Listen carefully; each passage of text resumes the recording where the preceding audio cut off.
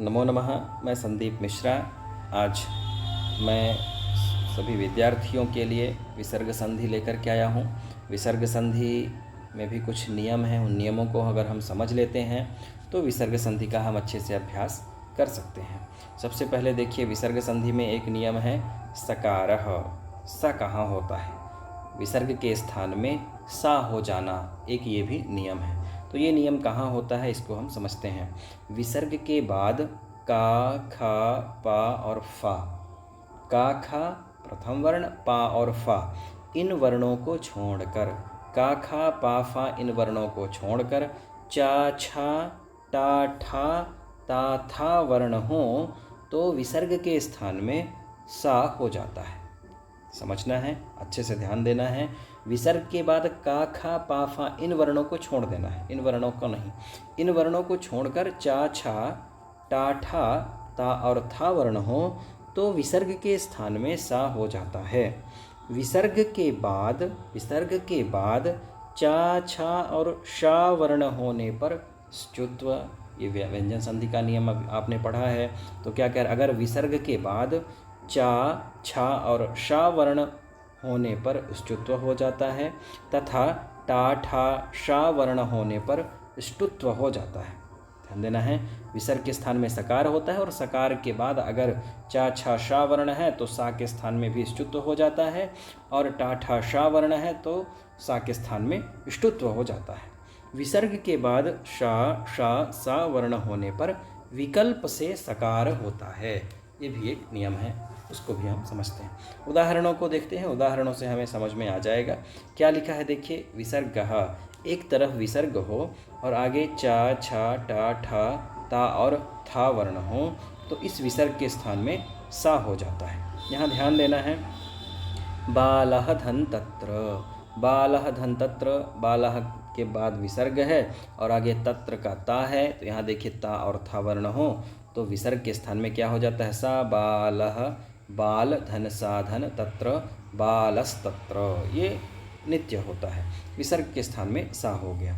आगे देखिए, रामः धन चा। अब यहाँ स्थिति क्या है, रामः धन चा में चा अगर आगे है तो विसर्ग के स्थान में सा तो होगा, पर सा होने के बाद उसके स्थान में तालव्य शकार हो जाएगा, स्चुत्व हो जाएगा, व्यंजन संधि भी इसमें हो जाएगी। तो क्या लिखा है, रामः धन चा, तो राम धन शा धन सा धन चा मिला दिए तो रामश्च, इस तरह से रूप बनता है। इसके बाद जब स्चुत्व हो जाता है तो रामश्च, विसर्ग के स्थान में सा का यह रूप दिखाया गया है। कृष्णः धन छात्रः, यहाँ भी ध्यान देना है, कृष्णः धन छात्रः में भी आगे चा और छा वर्ण है, तो छा वर्ण होने के कारण कृष्णः में जो विसर्ग है उसके स्थान में क्या होता है, सा होता है। तो कृष्ण धन सा धन छात्रः, कृष्णश्छात्रः, इस तरह से रूप बनता है।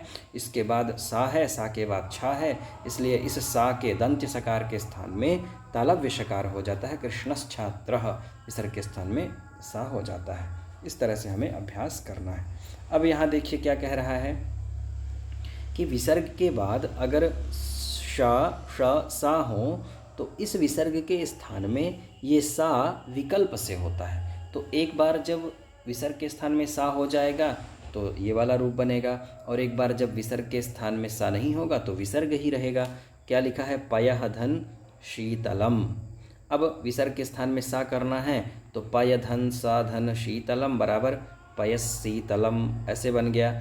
अब जब पयस्शीतलम बना तो शा होने के कारण इस सा के स्थान में स्चुत्व हुआ तो पयस्शीतलम ऐसे बन गया।